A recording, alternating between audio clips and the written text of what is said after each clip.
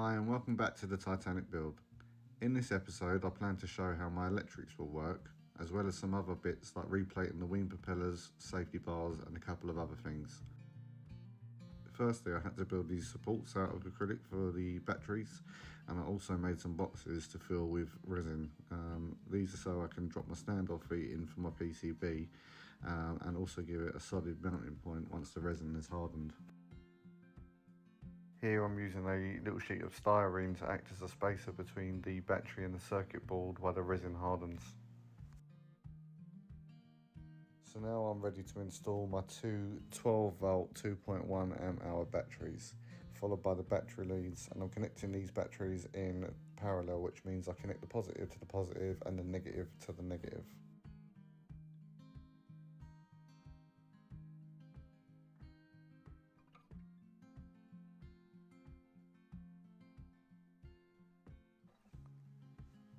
Now I'm ready to start installing my circuit boards.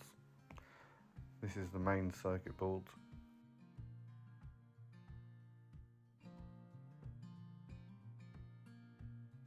Followed by the auxiliary circuit board, which is for my relays, which controls my lighting and smoke. First off, I'm connecting the power for the smoke and lighting.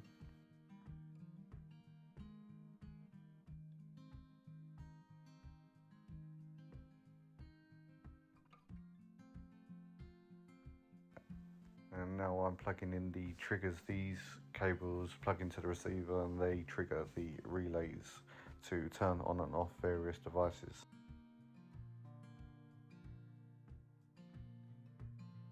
So these were the stanchions that I made to hold the propeller, the prop shafts in place. And then what I've done was got two bits of styrene, sandwiched them together to make one side so nice and thick, super glued them into place, and then I've drilled two M3 threaded inserts in, and then I've also notched out a slot in this one so that the servo can just be slid into a place. So if there's any problems with that can always be replaced at a later date. And slide that onto there, so it's out of the way of the motors at all times.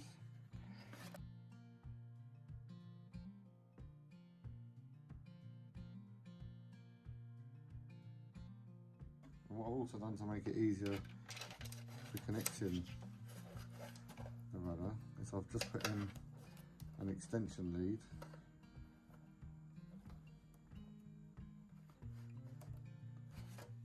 which is also fitted in this bulkhead, and that's fixed in place.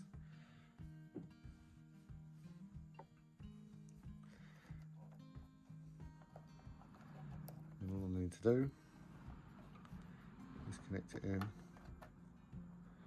like so. Right, so the way my circuit board is wired is that you've got your main positive and negative, and this is a permanent negative bar, so this is always connected to negative. The positive comes in this lead, it goes through the main fuse, out of there into one common of the relay. Now if you don't know what a relay is, it's just a switch that can be triggered by applying power to these terminals here. At all times, two sides of the relay will be connected, but when the power is applied, they break, and then applies that same power onto this leg, which is how we're going to use it for triggering the system to switch on. So to start the boat, what we need is power to come from here and loop back onto this pin here, and that will fire this switch. So to achieve that, what I'm doing is I'm going to mount this aux jack, which is a 2.5 aux jack, underneath one of the cap stands I'm thinking at the moment. I'm not too sure where yet, which is why this is still loose and temporary. But then to start it, what I need is this to short out, which means to touch the wires together. So to do that, I'm going to take this pin, take all the outer casing off and sheathing, etc., and I'm going to solder the pin together so that this is a completely shorted out pin, which essentially what I've done on the back of it just as a temporary fix while I was testing. So, and you'll see power is now on, and you can see here. So just by clicking it in,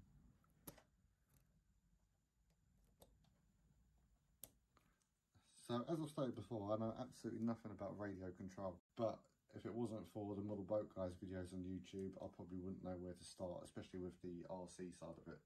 So a lot of these components are stuff that he's used, which is the X-mitter, transmitter and receiver, which is about 60 quid, 70 quid online, and a Marine Viper ESC, and also these motors from Cornwall Model Boats.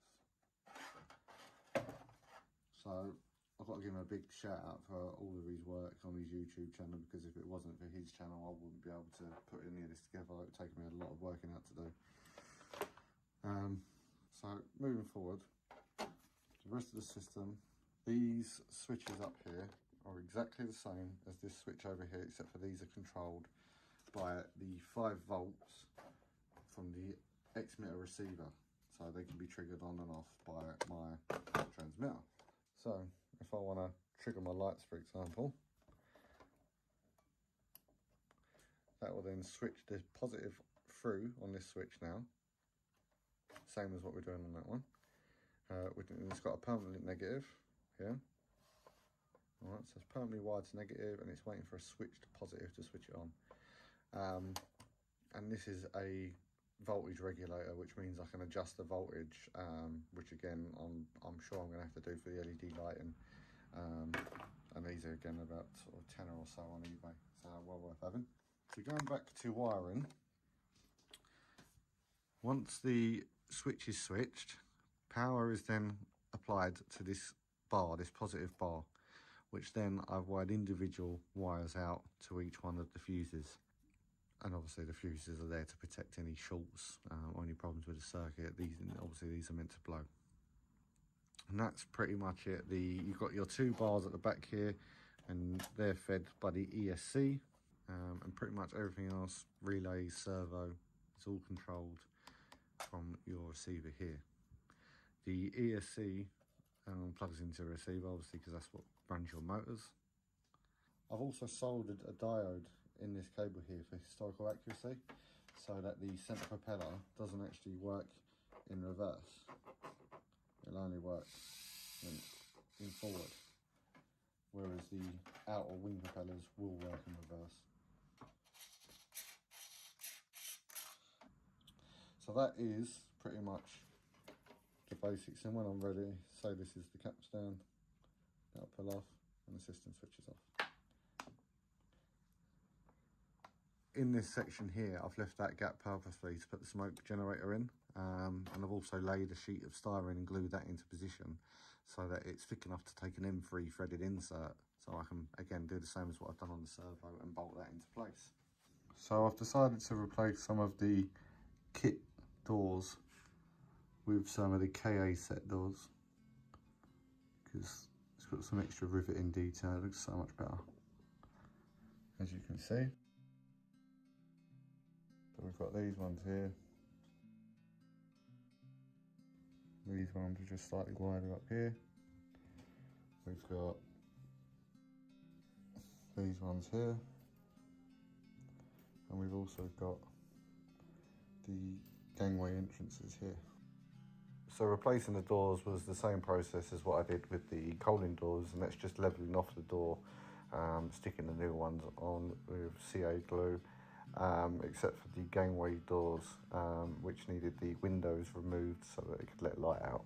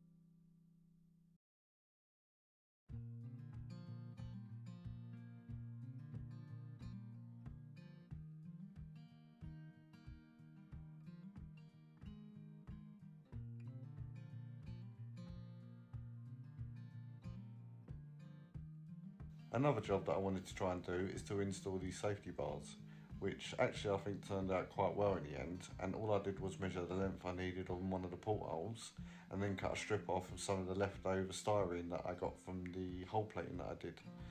I then cut some thin horizontal strips off of that, and after that it was just a case of finding some of the same size ones and gluing them on with some Tamiya extra thin cement.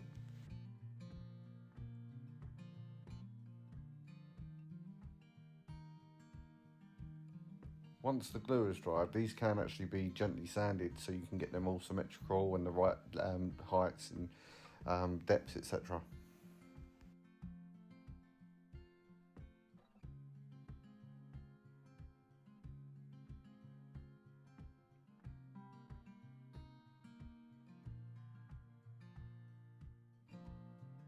Next, I went on to install some of the pad eyes, although I didn't use all of the pad eyes because the smallest ones were just an absolute nightmare to piece together for me. So maybe later on I might order some 3D printed ones if it bothers me that much and they're that noticeable that they're not there.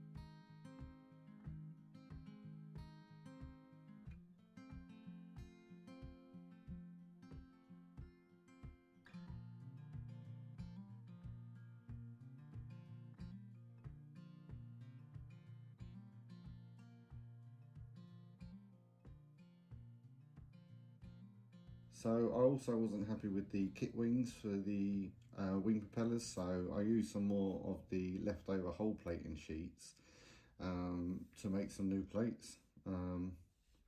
This is actually after priming the hole and refilling areas that I'm not happy with, so excuse all the filler everywhere.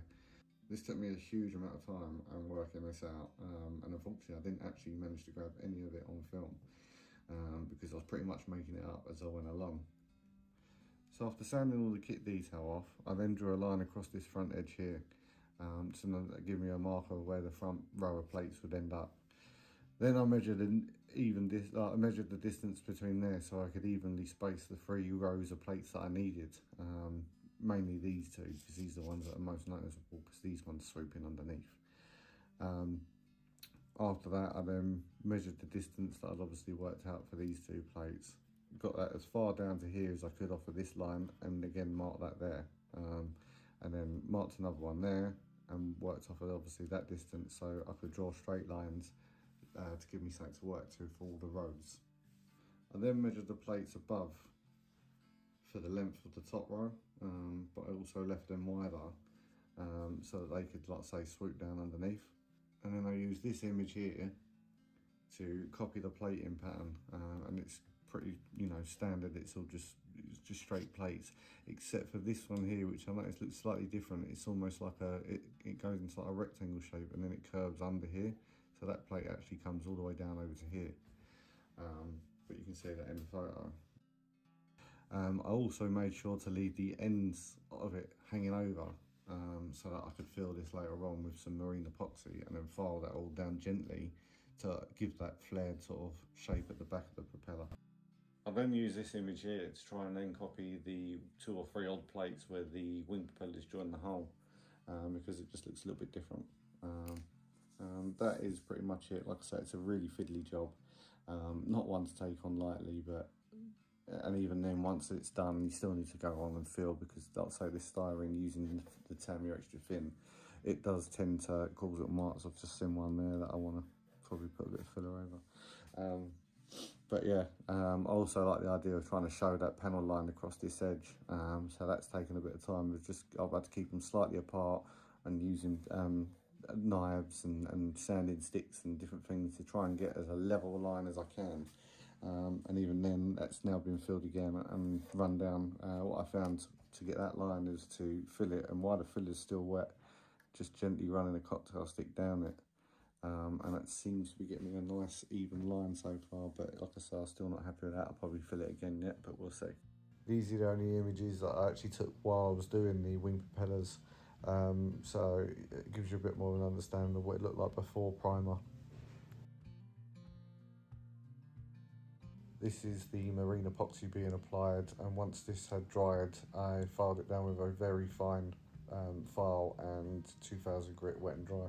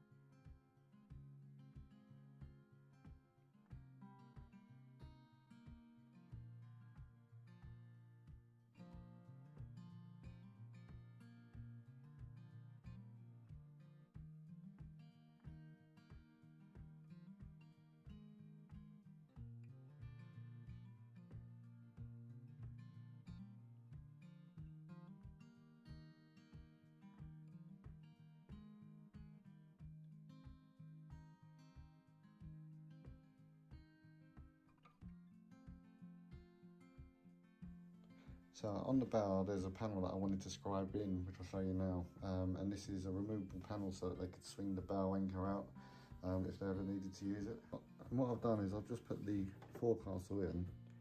And as you can see in the picture, it's pretty much in line with this edge or this corner of the anchor wheel.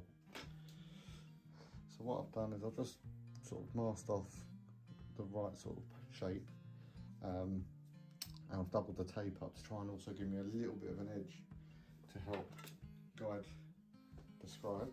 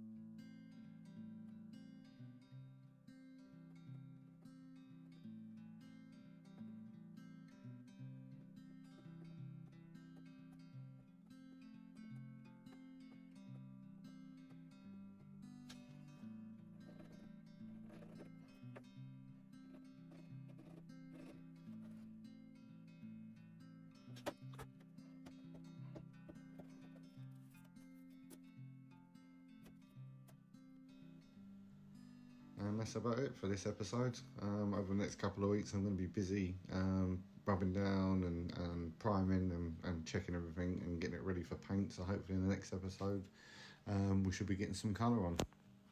Once again, thanks for watching, and I'll see you next time. Cheers.